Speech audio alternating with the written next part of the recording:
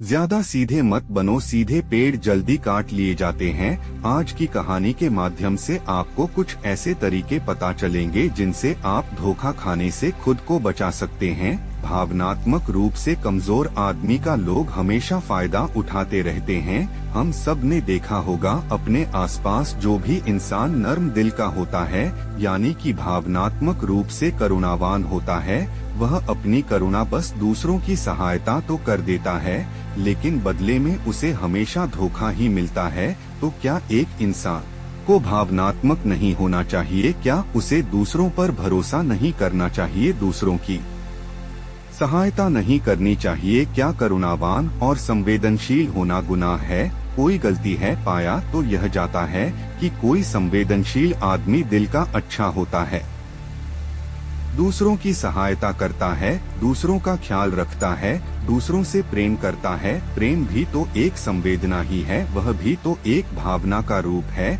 तो क्या प्रेम करना भी गलत हो जाता है? और यह तो आप सबको पता होगा कि प्रेम तो आध्यात्मिक साधना का एक बहुत महत्वपूर्ण कदम है। तो किस प्रकार एक इंसान समाज में संवेदनशील, करुणावान और दयालु यानी कि एक अच्छा आदमी बनकर रह सकता है, ताकि लोग उसका फायदा भी ना उठा पाए और वह अपने मन की अच्छाई, अपने मन की कोमलता, करुणा सब कुछ बरकरार भी रख सके। एक बार एक युवा लड़का जंगल के पेड़ों पर मुक्के मार रहा था।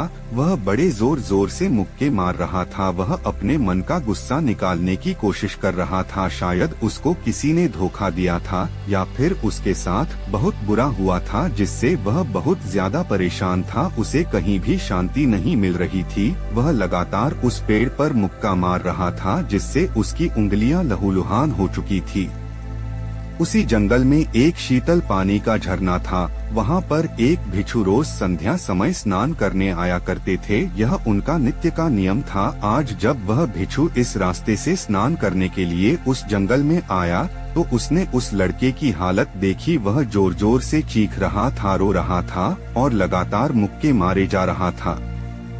उस लड़के के आसपास कोई मौजूद नहीं था। इससे उस भिक्षु को उस युवक की चिंता होने लगी। उसने सोचा कि कहीं मैं इसे ऐसे ही छोड़ दूं और कहीं ये आत्महत्या कर ले। तो ऐसे विचार आने के बाद भी वह कुछ नहीं बोला और लगातार उस युवक की तरफ देखे जा रहा था। भिक्षु एकदम चुपचाप खड़ा हुआ था। उसने युवक से कुछ नहीं बोला, कुछ नहीं कहा, बस वह उसको लगातार देखता रहा। कुछ देर तक तो उस युवक ने उस भिक्षु को नजरअंदाज किया, लेकिन कुछ देर बाद उसे अजीब सा लगने लगा। उसने सोचा, ना तो यह मुझे रोक रहा है और ना ही कुछ कह रहा है, यह तो बस मुझे देखे जा रहा है। इसका क्या मतलब है? बड़ा अजीब आदमी है। ऐसे ही विचार उस लड़के के मन में उठने लगे थे।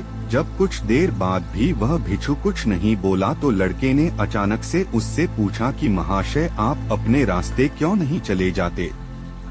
हमें धोखा ना दे, तब तो जीवन जीने का आनंद होता है, वरना तो जीवन नर्क हो जाता है। भिक्षु ने कहा, देखो, संन्यास अपने मन से लिया जाता है। जब हमारा मन कहता है कि हमें संन्यास के मार्ग पर सफलता हासिल करनी है, आगे बढ़ना है, तो ही सन्यासी जीवन सफल हो पाता है।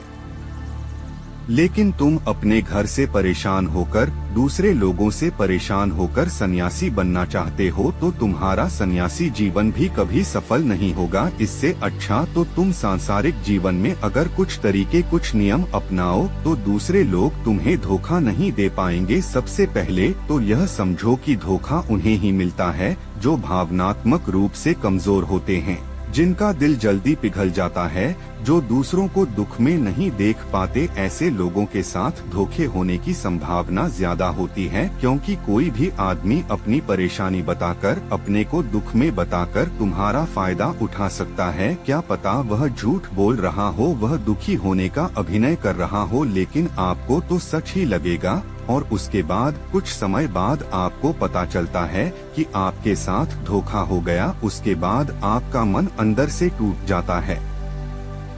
इसीलिए सबसे पहले बात ध्यान रखना कि किसी भी व्यक्ति को यह एहसास मत होने दो कि तुम भावनात्मक रूप से कमजोर हो। अंदर से तुम्हारा दिल नर्म है। अगर उन्हें यह कमजोरी आपकी पता चल गई तो वह कोई ना कोई जाल रचकर आपका फायदा उठाने की जरूर कोशिश करेंगे। चाहे आप अंदर से संवेदनशील हो, दूसरों की मदद करने वाले हो, लेकिन किसी को एहसास मत होने दो। ऊपर से कठोर बने रहो। जब लोगों को लगेगा कि इससे कुछ बोलने का फायदा ही नहीं है, यह आदमी कठोर है, नहीं पिघलेगा, तो खुद ब खुद वो लोग जो झूठे हैं, जो मक्कार हैं, वो आपके पास आएंगे ही नहीं। वो उन्हें चुनेंगे जो उनके आसान शिकार होंगे। दूसरी बात समझने की यह होती है कि हम बहुत जल्दी दूसरों पर विश्वास कर लेते हैं और हमारी जल्दी विश्वास करने की आदत ही हमें हानि पहुंचाती है। 2 दिन तुम्हें किसी से मिले हुए नहीं होते हैं और तुम एक दूसरे के हो जाते हो, एक दूसरे पर पूरा भरोसा करने लग जाते हो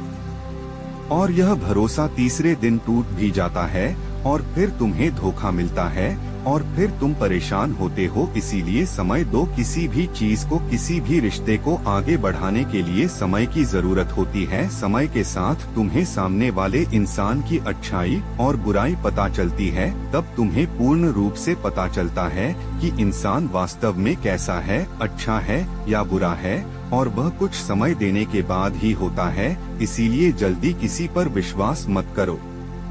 अगली पहचान या अगला तरीका समझने के लिए तुम्हें ऐसे लोगों को समझना होगा जो दूसरों की चापलूसी करते रहते हैं। कुछ लोगों की आदत होती है चापलूसी करने की। आपके सामने आपकी बड़ाई करेंगे, आपके बारे में अच्छा बोलेंगे और आपको लगेगा कि यह इंसान कितने अच्छे हैं, मेरे से कितना प्यार करते हैं। लेकिन वास्तव में उनकी वह चापलूसी एक जाल होती है ताकि वह आपका दिल जीत सके, और उनको चापलूसी करने का मौका तभी मिलता है जब आप दिखावा करते हैं। अगर आप उनकी चापलूसी से प्रभावित ही नहीं होंगे तो कुछ समय बाद वो चापलूसी करना बंद कर देंगे।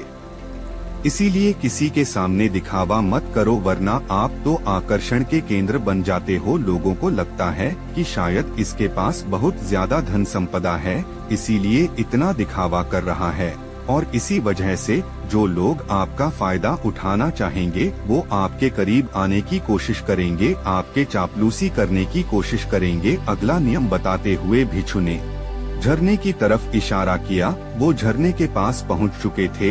युवक को भी एहसास हो चुका था क्योंकि वहां पर ठंडी ठंडी हवा चल रही थी। ढलान की तरफ जाते हुए भिक्षु ने कहा कि सांसारिक जीवन में एक बात समझने की यह होती है कि हम जिसकी सहायता कर रहे हैं, चाहे किसी भी रूप में, धन से, शारीरिक रूप से या जिस भी अवस्था में हम किसी की सहायता कर रहे हैं, तो हमें यह ख्याल रखना चाहिए कि सामने वाला वापस कभी भविष्य में हमारी सहायता करने योग्य है कि नहीं है।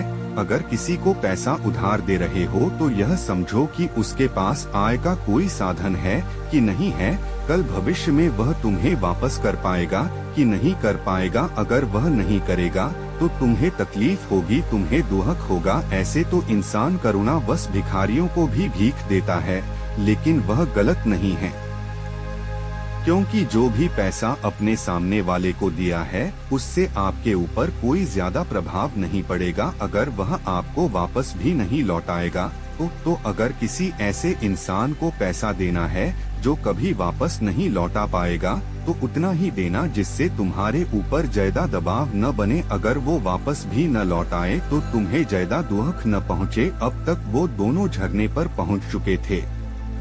दोनों ने अपने कपड़े उतरे और उस झरने के शीतल पानी में कूद पड़े। पानी बहुत ठंडा था। उन दोनों की सारी थकन, सारी उदासी पल भर में ही दूर हो गई। स्नान कर लेने के बाद दोनों एक पेड़ के नीचे उस झरने के सामने बैठकर बातें करने लगे। भिक्षु ने उसे आगे समझाते हुए कहा कि शुरुआत में लोगों को नजरअंदाज करना सीखो। जब तुम किसी को शुरुआत में नजरअंदाज करते हो तो जो भी लोग किसी लालच की वजह से तुम्हारे पास प्रभावित हो रहे थे उनके छटनी हो जाएगी। जब तुम उनको नजरअंदाज करोगे तब को 1-2 बार लोग तुम्हारे पास आने की कोशिश करेंगे। उसके बाद वो तुमसे दूरियां बना लेंगे। और जो आदमी तुम्हारी इंसानियत, तुम्हारी अच्छाई देखकर तुम्हारे पास आएगा, वो नजरअंदाज करने के बावजूद भी तुम्हारे करीब ही बना रहेगा। और यही तो एक सच्चे इंसान की पहचान होती है। जो हमारे अपने होते हैं उनसे हम लड़ भी लेते हैं, झगड़ भी लेते हैं, उसके बावजूद भी वो हमारी बातों का बुरा नहीं मानते हैं। चाहे थोड़े समय के लिए वह हमसे नाराज रहे, लेकिन कुछ समय बाद फिर से हम एक हो जाते हैं। और यही तो घर परिवार का मतलब होता है, यही तो अपनों का मतलब होता है। इसीलिए शुरुआत में अनजान लोगों को नजरअंदाज करना सीखो, इग्नोर करना सीखो, ताकि धोखेबाज मक्कार लोग तुम्हारे करीब ही न आ पाएं। अपने इस वार्तालाप को खत्म करते हुए भिक्षु ने अपनी आखिरी बात बताते हुए कहा कि ये आखिरी सीख सबसे ज्यादा महत्वपूर्ण है। सब कुछ होने बाद भी तुम्हें धोखे मिल सकते हैं, लेकिन तुम अगर अपने आँख और कान और अपना दिमाग खोल कर रखते हो, अगर तुम होश में रहोगे, ध्यान करोगे, तो तुम्हें इंसान की आंखें देखते ही समझ में आ जाएगा कि उसे तुमसे क्या चाहिए।